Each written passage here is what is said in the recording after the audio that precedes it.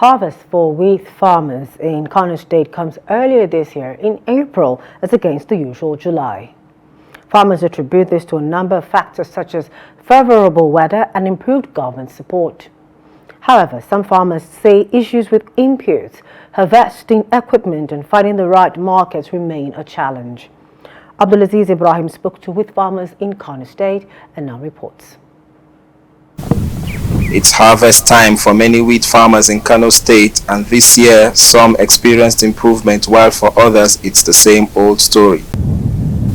Wheat is typically harvested between July and September. However, this year harvest comes much earlier in April. The season has changed this year. The Harmattan came early and exited early. That is why we went into harvest earlier than last year. For many farmers, high costs of inputs, limited access to water due to high cost of fuel, and lack of heat-sensitive wheat varieties has always made the business tricky. Danlami Shehu, a wheat merchant at Kofariyamma in Kura local government, says the peculiar problems of wheat farming as compared to other crops has led to gradual losses, which is eating up his investments.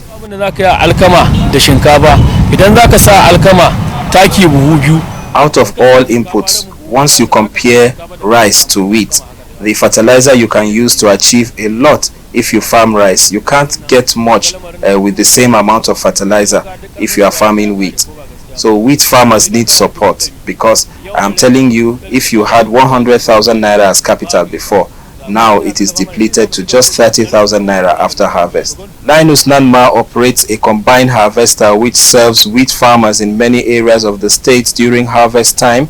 He says business is not as good as some years back. As of last year, that's 2024, 2023, 2022,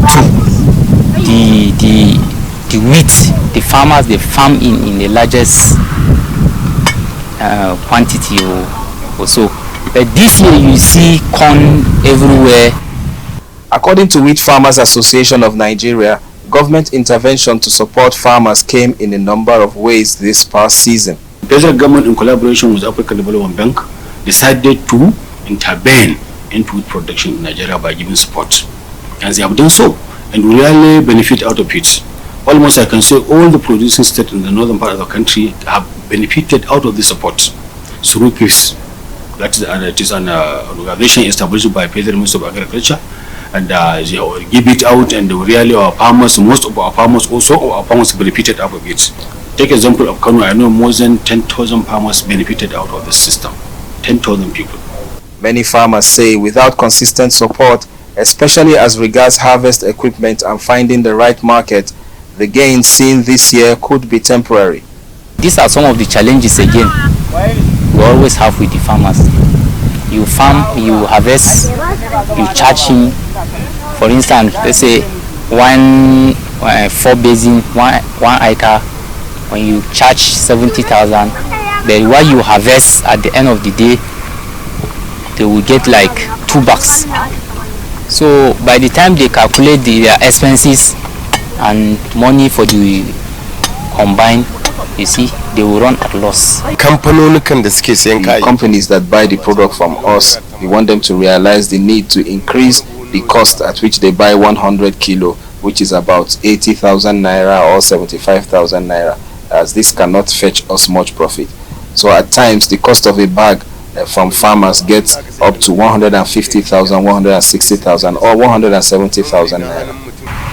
In 2024, Nigeria saw a significant increase in wheat imports, with government implementing a temporary zero-duty import policy for wheat and other food commodities to address rising food prices.